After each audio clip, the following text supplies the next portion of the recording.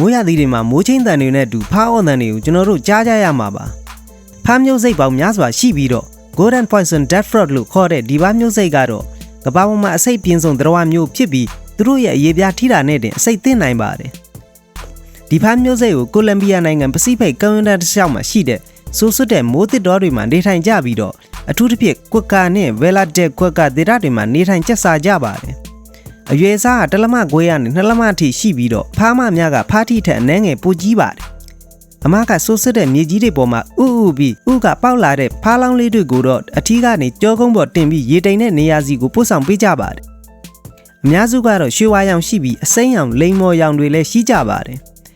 သူတို့ရဲ့အထူးခြားဆုံးအချက်ကရေပြားကနေဘက်ထရာခိုတိုဇင်လို့ခေါ်တဲ့အဆိပ်ကိုထုတ်လွှတ်နိုင်တာပဲဖြစ်ပါတယ်သူတို့ရဲ့အဆိပ်ကအစားအသောက်ကြောင့်ဖြစ်ပေါ်လာရတာဖြစ်ပြီးတော့ပင့်ကူခူကောင်နဲ့အင်းဆက်တွေကိုအဓိကစားသုံးကြပါတယ်ခြားအဆိပ်ရှိသတ္တဝါတွေလိုမျိုးရိုးလိုက်အဆိပ်ပါလာကြတာမဟုတ်ဘဲနဲ့သူတို့စားလိုက်တဲ့အစားအသောက်တွေကြောင့်ရေပြားကနေအဆိပ်တွေကိုသဘာဝအလျှောက်ထုတ်လွှတ်နိုင်တာပဲဖြစ်ပါတယ်ဒါကြောင့်သဘာဝမဟုတ်ပဲအလှအဖြစ်ဒါမှမဟုတ်စမ်းသပ်ဖို့အဖြစ်မွေးထားတဲ့ဖားတွေမှာတော့အဆိပ်မရှိဘူးလို့ဆိုရပေမဲ့လည်းသတိတော့ထားရမှာပါ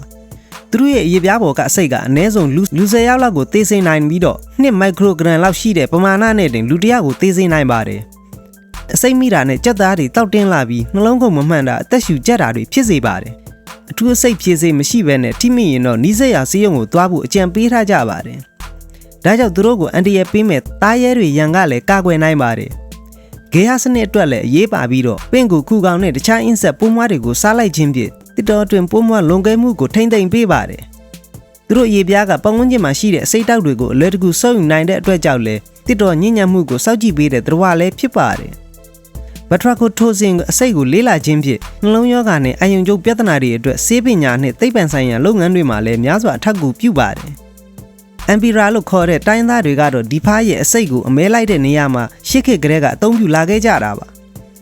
ဒါပေမဲ့တစ်တော်ပြုံးတီးမှုနဲ့လူတွေရဲ့အန်ဒီရတွေကြောင့်မြို့တုံးလူနီးပါစီးရင်ထဲမှာရှိနေပါတယ်ကိုလံဘီယာအစိုးရဒီဖားတွေနေထိုင်တဲ့နေရာတွေကိုဘေးမဲ့တစ်တော်အဖြစ်သတ်မှတ်ထားပါတယ်ဒါကြောင့် Golden Poison Death Frog လို့ခေါ်တဲ့ဒီဖားတွေကဂေဟစနစ်နဲ့စေသိပ္ပံပညာရပ်တွေအတွက်အရေးပါတဲ့အတွက်ကြောင့်ထိန်းသိမ်းဆောက်ရှောက်ရမယ့်သတ္တဝါတစ်မျိုးလည်းဖြစ်ပါတယ်